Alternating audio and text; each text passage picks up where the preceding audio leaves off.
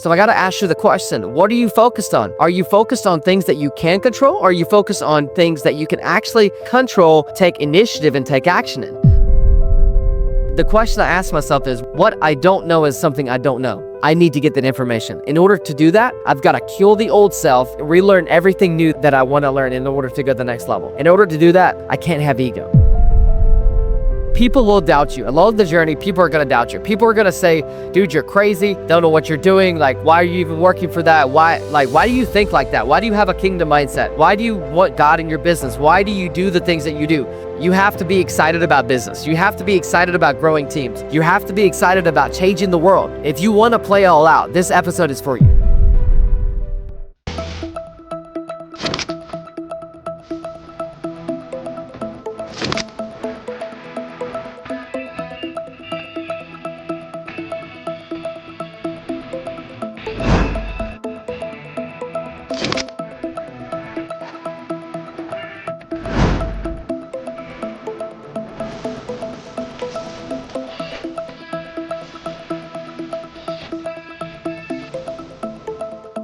Hey, welcome back to the Young CEO podcast. Today is going to be another amazing episode. Today I'm going to be talking about 25 things I learned building a $60 million business in my 20s. So today, guys, I got a full packed list of everything that I've learned, and I'm going to go over those things today. So make sure if you're watching this episode, if you haven't subscribed yet, go hit the subscribe button.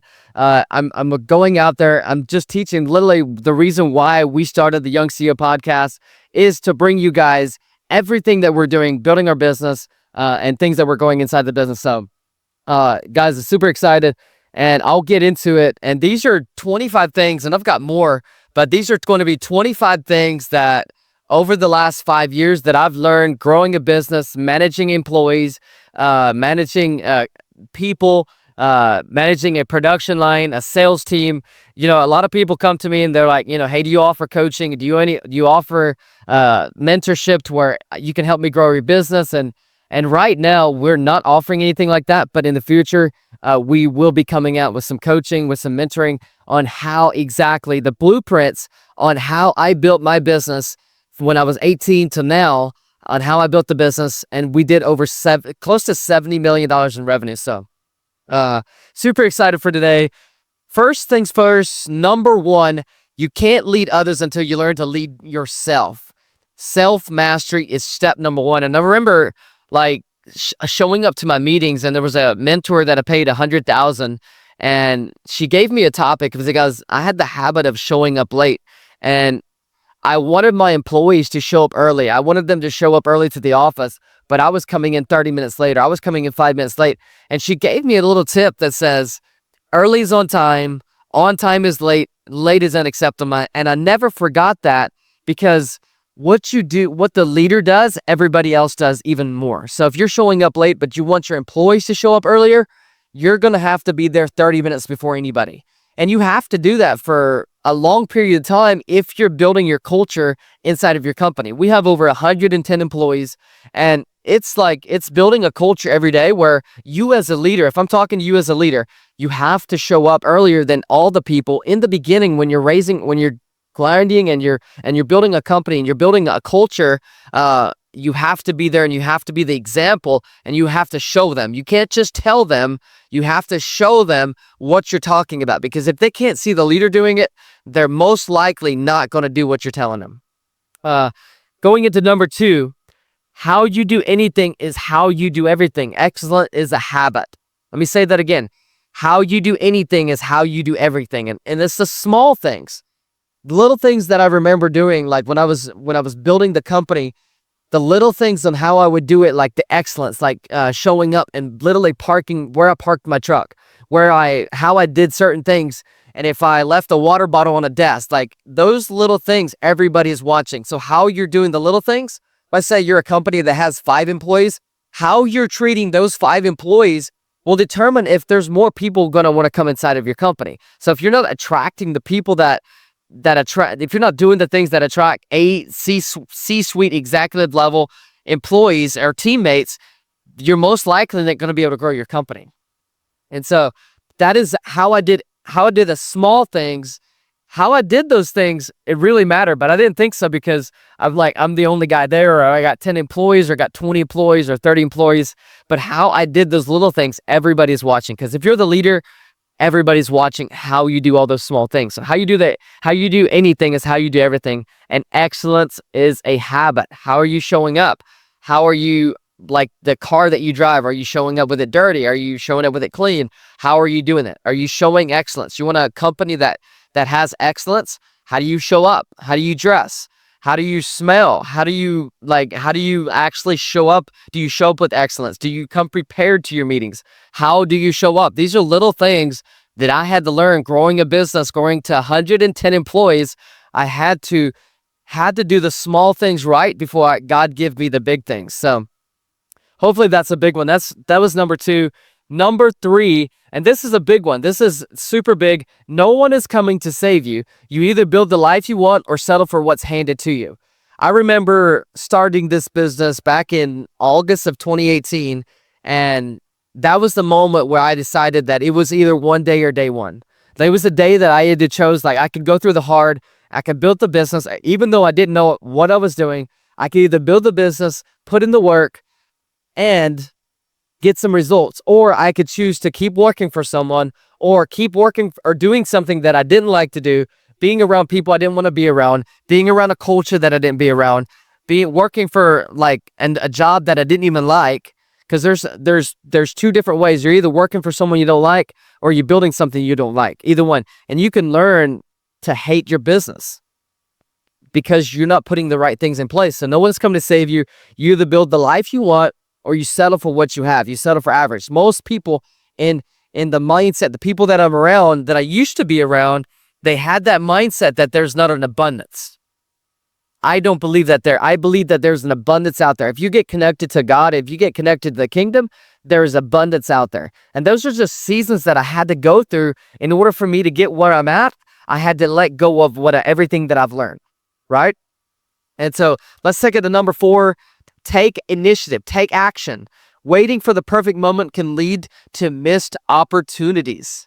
I remember like way back when I was, growing up, I was always a kid. I'm an 8th grade dropout. I dropped out, and I was always that entrepreneur that always seen opportunities and always wanted the best, but I just didn't know how.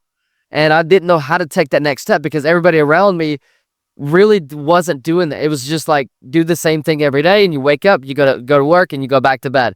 And I wasn't really building a purpose, but that's what I thought at the moment.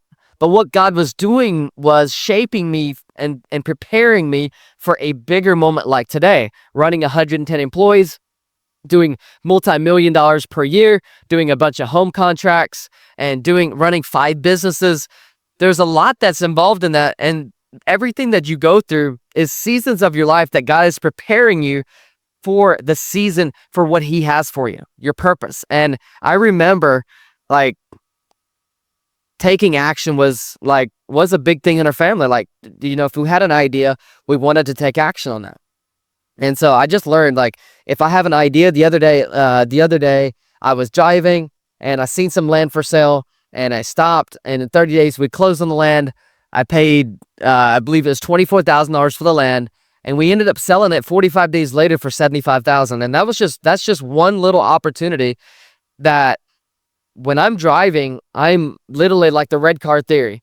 If I asked you, hey, how many red cars did you see this morning? And your answer probably would be well, I didn't see any of them.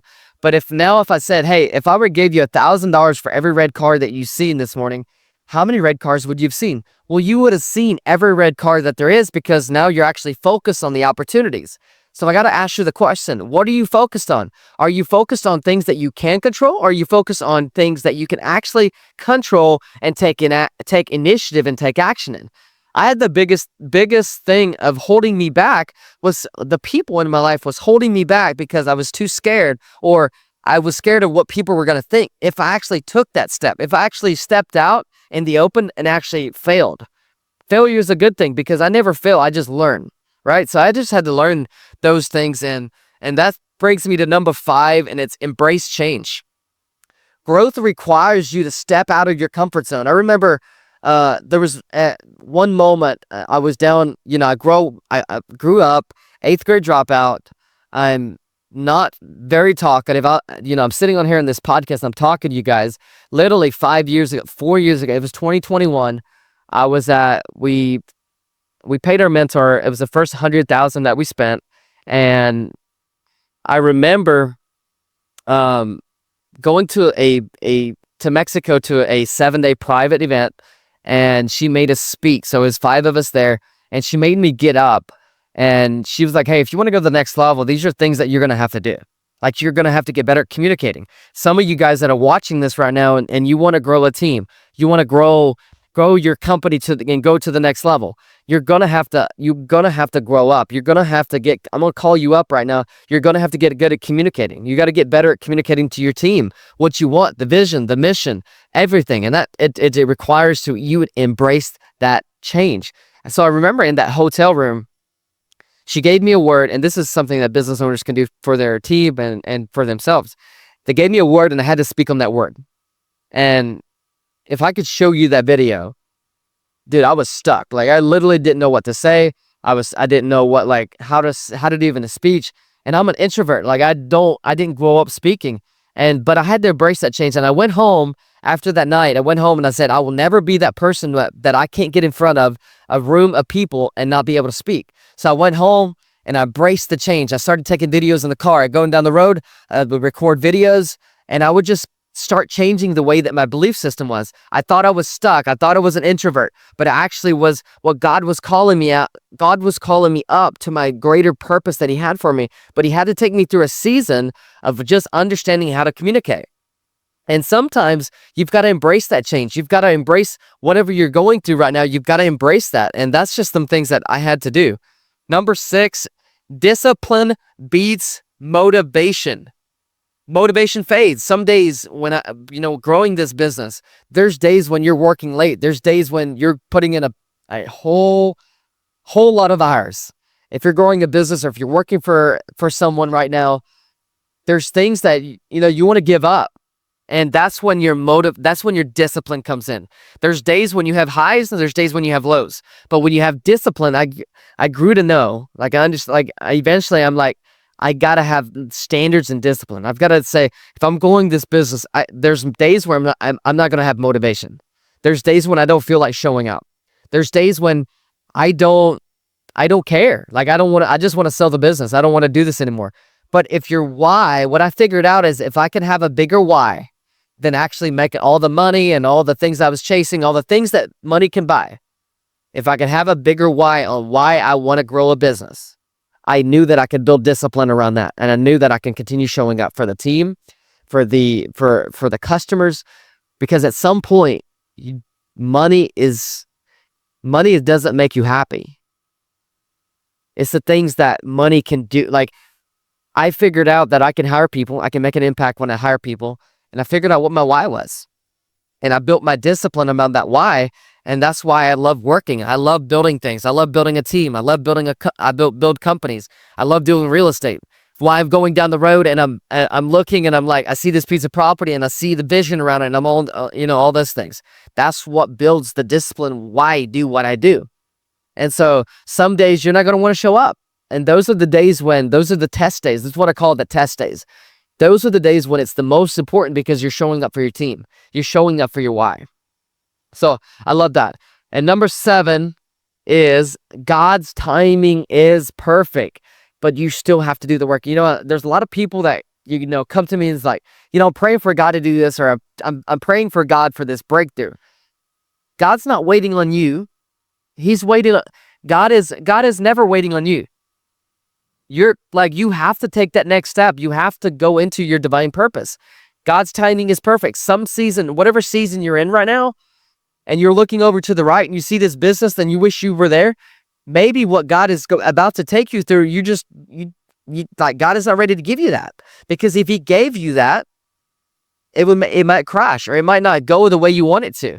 The season that you're in right now, God is teaching you, and he's teaching you lessons on if you can steward with what you have. Sometimes God tests you with what you have before he gives you a testimony. So if you want to go to the next level, I would say God's timing is perfect. Get around people who make you level up. Like if you want to grow a business or if you want to be around like-minded people that have a kingdom mindset, then start getting around those people, right? And then if you're dreaming of this business, it'll come. You just have to build and trust that God is going to get you there, and he's going to build the character that you need to be in order to grow a business to 110 employees or 150 employees or 50 employees or $20 million in business. Like, who do you have to become in order for you to run that business? Like, ask yourself that question. Who do you have to become? This is going to be big. Your circle will determine your ceiling. This is a big one that I had to learn growing up the last 5 years. Your circle will become your ceiling. And there's moments in life when you're building your business or you're building your life and you're in a season where the circle or the employees in your company, there's three people in your life. Some people are in your life for a reason, some for a season, and some people are in your life for a life. Those are three people. And some people are in your life for a reason, some for a season, some for life. And you have to make sure that your circle is always tight for people that are on the same mission, because some people, it might be employees, it might be your friends, it might even be your parents that are holding you up, that are a ceiling to your growth, that are holding you back from going to the next level. I remember there was a mentor, I was driving in the car, and I won't say his name. Well, I will say his name is Tommy. And Tommy was like, when you're flying, in order to go higher to a higher altitude, sometimes there's got to be people that get thrown off the plane. And that might be a harsh thing to say, but it's true. There's sometimes that there's employees or a team that are holding you back, and you're holding them back from their full potential because you just don't want to have that hard conversation. And we had to have a hard conversation. We had to learn that sometimes you got to let go of people in order to go the next season or the next level, because the people that you need in order to go to 50 million or 100 million, they're going to be different people that you needed when you needed to go from 0 to 10 million. You got to understand that. So this is a big one. Kill the ego. I remember it was our first event, and I was at an event. This was the year that we probably did, it was first year that we did 7 figures. And at that time, we probably did like 10 million. And I was at an event, and I walked up to my coach and I said, hey, it was at the end of the event. We had 46 people at our event, and it was a cool event. Like, dude, I'm like on fire. I'm in my 20s. I'm like, dude, we're living life to the fullest. It was the first year that I made over $1 million. And the first thing that she said, I said, hey, I asked her this question. I said, what do you think that I need to do in order for me to go to the next level? What do I need to do? And at the time, I'm like 22 years old, and I'm like, what do you think I need to do? And I got an answer that I wasn't expecting. And she said, kill the ego. And I'm like, what the heck do you mean? Like, it built the business that I have. Like, it built the processes that I have. And she was like, kill the ego. And it did. It took me 6 months to understand, how do I kill the ego? How is the ego holding me back? Well, the ego was holding me back because I thought I was better than everybody, or I thought I knew better than everybody, or it was holding my growth back from actually going out and networking more or learning new processes or learning new things. My ego was holding me back to the next growth. So the question is your ego holding you back? Not everything the question I ask myself is, what I don't know is something I don't know. I need to get that information. In order to do that, I've got to kill the old self and relearn everything new that I want to learn in order to go to the next level. In order to do that, I can't have ego, because it just makes me arrogant. It makes me not a likable person to be around. And that's something that took me a long time, and going through seasons where God had to refine my character. And it's something that I do every day, is to refine my character and to work on not having an ego. Right? And an ego means to me edging God out, like leaving God out and be like, God, I got this. Don't worry about it. I'll figure it out. I don't need you. I'm on the top of the world. Like, my company's doing good. I don't need you. And so it took a little bit to understand that. Perfect. Let's get into the best investment is still you. I remember my first event, going to that event, and it was limiting mindsets, limitless mindset versus limiting mindsets. The books that you read, the mentorship that you have, the people that you're listening to, the podcasts you listen to, the YouTube videos that you're listening to will dictate on your future. If you want to go to the next level, what are you listening to? What movies are you watching? Who are the people that are in your ear? If I told you, like, if you said, hey, what are the 5 people that you listen to? And you looked at them and you said, well, they're my mom or they're my friend here. And I said, okay, do they have the life that you want? And if your answer is 3 people out of that circle say, no, they don't have to live the life that I want, then in order for you to go to the next level, you've got to have a season where you go into and you got to say, I'm going to build character. The 5 people that you're around, the 6th person is who you're going to become. That's something that I had to learn going through the seasons is I've got to protect the circle that I'm around. And if you don't keep investing in you and you don't invest in the circle and mentorship and books, you're not going to level up, right? Leaders are readers. Money reveals character. This is a big one that I learned. Money only makes you more of who you are. So if you're a very egotistical personality and you don't have money, you're going to be even a more egotistical person when you get the money. Or if you're a very selfish person, you're going to be more. If you don't save when you're making $1,000 a month, you're not going to save when you're making $1 million a month. So how are you stewarding with what God has already gives you? Who is the character that you are right now? And so money only makes you more who you are. So like the question you have to ask yourself is, okay, if I want to be a $100 million CEO or if I want to be a $100 million business person, who is that person in today's age? I had to learn that. Like, who do I want to be? What does that person wear? What does that person drive? What is that person mindset, the kingdom mindset that $100 million CEO has? What does that person look like? And those are things that I had to learn. Playing the long game beats chasing quick wins. Growing up, like starting out, I was like, I'm chasing the money. I'm chasing the quick wins. I need the quick wins. I need the quick wins. But I quickly learned that if I build the processes, if I stop chasing my shadow, because if you continue chasing your shadow keeps running from you. But if you start chasing your purpose, your shadow starts like chasing you. And then all of a sudden you start getting to rooms that you're like, how the heck did I even get in this room? Money starts being attracted to you.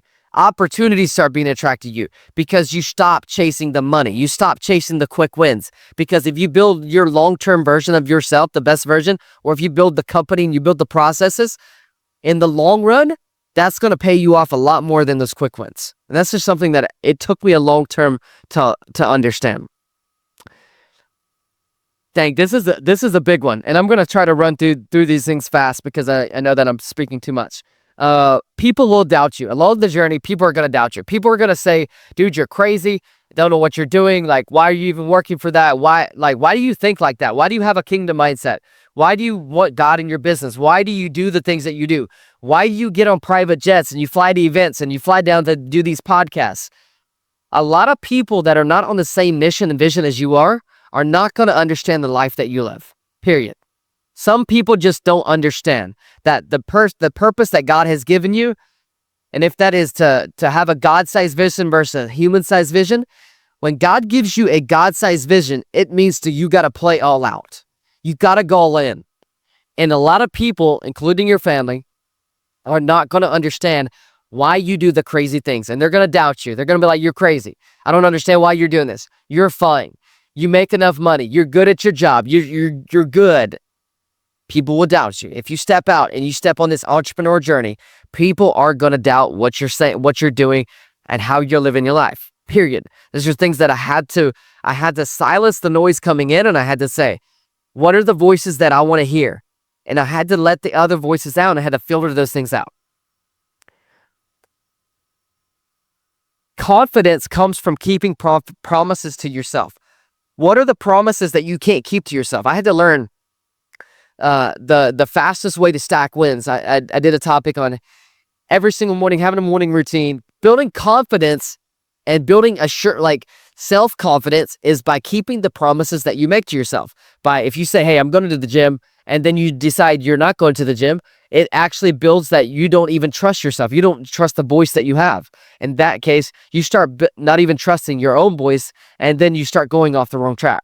That was something big that I had to learn. That confidence, it's by stacking my wins every single day. It could be either by drinking a glass of water. It could be by making your bed. It could be like showing up to your company on time. Whatever the goals are that you have, that you actually do what you say you're going to do. Your past doesn't define you. And I gotta find this because this is big. I heard this at church, and yeah, right here. And Autumn Dawson said, shame cannot rob your future because of your past. Like, I see so many people, and so many people reach out, and they're like, my past is like, I've been to jail, or hey, I did this bad thing, or I did this. Shame robs you of like, you can't let your shame or anything define your future. And if you do, it's going to hold you back. There's a moment in time when you're going to and you got to give it to God. And I remember like growing through these seasons where I had to get to a point where I just had to let it go and let God. Like, honestly, you got to let it go and let God take over and surrender to him and say, hey, what I did in the past doesn't dictate my future, because it's holding you back. It's robbing you of your future. You can't continue to let it rob you, because if you want a better life, you got to let go of the past. Let the past build and just, because if you keep making the same mistakes, you're going to keep repeating the same and having the same results. Because if you want different results, you're going to have to do different things. Like, literally, like, this is just common sense. This is a good one. Leadership is servanthood. Building others up and building your legacy. Remember, like, building your company, and this is going to go out to a lot of people right now that reach out and they're building their company, they're building their team, they're building legacy, they're building culture, they're building vision, and I've grown sales teams, I've grown salespeople to where they're doing. Right now, we're growing our sales team to where our salespeople can do $1 million a month, and with a medium to high ticket value, high ticket offer, it's a lot easier to do. But getting people to do $1 million consistency every month is something that's a big challenge. Like, hey, how do you consistently have your salespeople do $1 million a month? And that's what we're learning right now, as we got them to $750,000. Like, we're super close. But so when you're growing a team, when you're wanting to go to the next level, because at some point you as a leader have to start delegating. And if you want to build a legacy company, you're first my number one point, and I'll go back to it. You can't lead others until you start leading yourself. So if you want to have a business and you want to have a team, the first things that I had to do is, like, who do I want in my company? What is the culture that I want to build? And what does that person look like? And in order to attract the people and team that you want, you have to become that person too. Otherwise, you're not going to build a team. Like, it's common sense. Like, you guys have to understand, like, if you want to build a culture, and if you want to build a Christ-centered company, and you want to build a team that is on fire for God and that's on fire for the mission and will do anything, you first have to have that fire inside of you, and you have to change it. You have to first lead yourself, because if you can't lead yourself, how do you think that you're going to lead others? You can't. And so leadership is servanthood. It is asking the right questions. It's getting closer to your team. And this is a big one. And the reason I wrote this next one down, is because on the journey, you're going to have a lot of people that are not gonna like the way that you do things. And I'm talking to you haters right now. I don't want to call you haters, because you are the ones that make my content go up, but it is what it is. Haters are just confused fans. Don't let critics slow your climb. We get a lot of people that are like, your product is way too expensive, or, hey, why do you do this? Or why do you fly in a private jet? Or why do you go do these? Or why do you record podcasts? Or why are you building this big thing? Or why do you work so late? They just don't understand. So when you're building along this journey, when you're building a business, when you're building yourself, when you want a better future, you're along the journey, there's haters out there. You have to be okay with it. You have to remember what I said. You've got to distance that voice. Who are the voices that you're listening to? What are the music and podcasts and everything that you're watching? You can't let that dictate your future. This one is big. Every dollar has a job. I remember growing, like, when I started the business, like, every dollar, like, growing business, I didn't know accounting, I didn't know taxes, I didn't know payroll, I didn't know any of these things. Sales, are you making any money and all that? And what I learned is that every dollar has a job. Learn to steward your money before God gives you more. Because growing up, you're watching reels. If you're watching this right now, you're like, dude, I want Kyler's $70 million business. Like, I want what he has. There's a season and a dark time when God plants you, and there's moments in your life where you feel like you're buried. And in the Bible, it speaks like, in order to get a new life, you've got to die. And you literally got to die. And it is not fun. You literally have to die and become a new version of you. And before God can give you more, you have to let go of the ego, and before God can give you more money. How do you steward with what you have? In order to do that, you got to die sometimes. You got to die the old self, and how the new self, like, who do you want to become? And growing up, like, money was just, like, I just spent money. I didn't have I didn't care where it went. I didn't tithe the way that I do now. I didn't have any, like giving at church or giving to nonprofits. Like, it wasn't a big thing. So the question right now to you is, how are you stewarding the money that you have? If you're making $500 a week or $2,000 a week, how are you stewarding with what God has already given you? Are you giving him the first fruits? Those are questions that you have to ask, that I learned along the journey. Everything that I learned in my 20s, growing a $65 to $70 million business, I had to learn all these things, because God can give you something and he can take it right back from you. Success is rented, and the rent is due daily. There is no finish line. Like, literally, we were talking the other day, and as we're building this business, like, I get to the point where I'm like, dude, is there ever a finish line? The answer is no. The answer is, by the time you get on top of the mountain, like, you're climbing the mountain and all you see is clouds and you really can't see the top of the mountain. But when you get to that top of the mountain, what I learned is that there's another mountain to climb. There's another level to go to. There's another level of, like, things to understand and learn and all that. That is the excitement in it. You have to be excited about business. You have to be excited about growing teams. You have to be excited about changing the world. If you want to play all out, this episode is for you. These are things that I learned in my 20s building a $60 million business. If you want to learn how to grow that, and if you want to, you might be thinking like, well, I don't want a $60 million business, but I want $1 million business. These are things that I learned along the journey that you could take and get the best and leave the rest. That's what I always say. Get the best and leave the rest. These are tactical things that I understand going through all these seasons, because there was moments in my life where I'm like, God, what are you doing? Like, I don't understand.